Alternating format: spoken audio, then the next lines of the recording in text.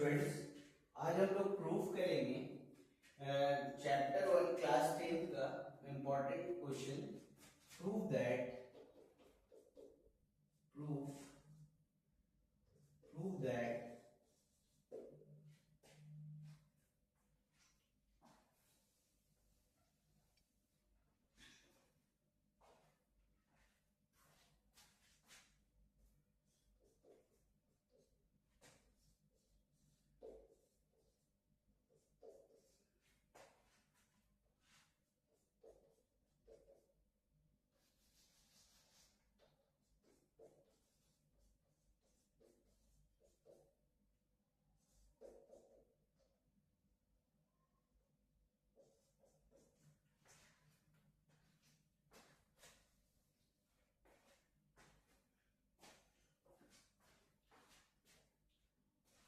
Hello students, आज हम लोग देखेंगे चैप्टर 1 क्लास 10 का कुछ इंपॉर्टेंट क्वेश्चन। तो एक क्वेश्चन है कि prove that root 7 is an irrational number. क्या है? Irrational number. ठीक है, इसको एक सिस्टमैटिक ऑर्डर में प्रूव करते हैं।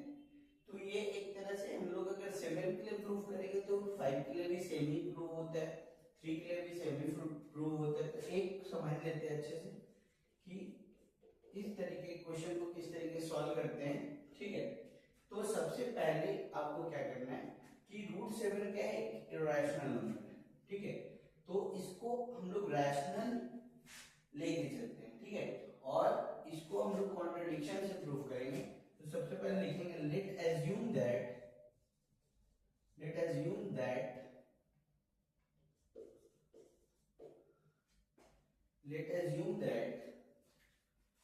Root 7 is a rational number।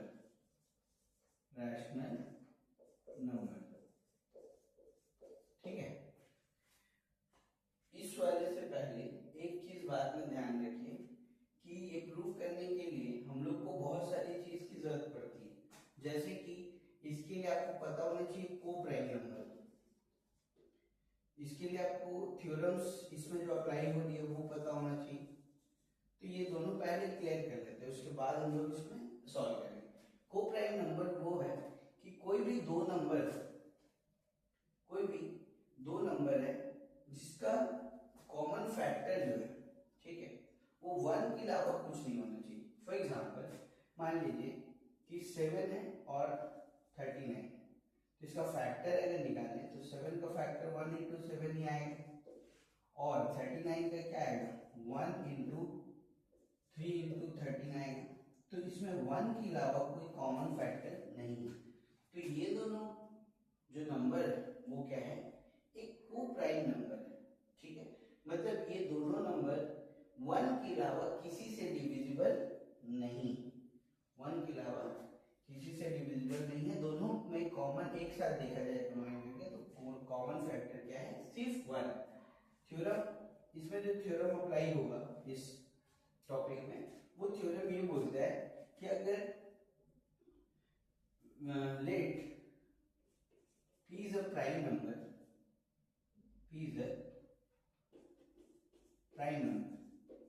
मान लीजिए p एक प्राइम नंबर है और किसी भी नंबर a के स्क्वायर को अगर कोई प्राइम नंबर डिवाइड करता है तो जिस नंबर का ये स्क्वायर है उसको भी वो p नंबर डिवाइड करेगा। इसका एग्जांपल समझिए, अगर मान लीजिए 2 एक प्राइम नंबर है और a का स्क्वायर, a का वैल्यू हम लोग लेते हैं 4, तो a का स्क्वायर कितना हो जाएगा? 16 है कि नहीं?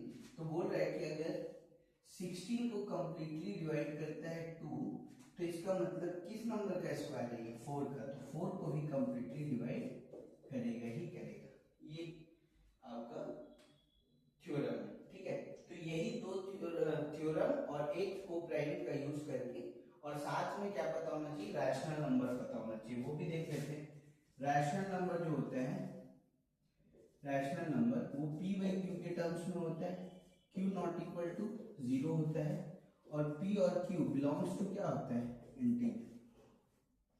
p और q belongs to real number नहीं, sorry, belongs to integer i। ठीक है, ये होता है। तो इतना चीज समझने के बाद ये बहुत आसानी से प्रूफ कर सकते हैं। इसको आप चाहे तो नोट डाउन कर सकते हैं। अब समझिए, इसको एक रैशनल नंबर मान लें, इसलिए रैशनल नंबर को हमें से किस फॉर्म में लिखना है, p बाई क्यू के टर्म्स में लिखना है,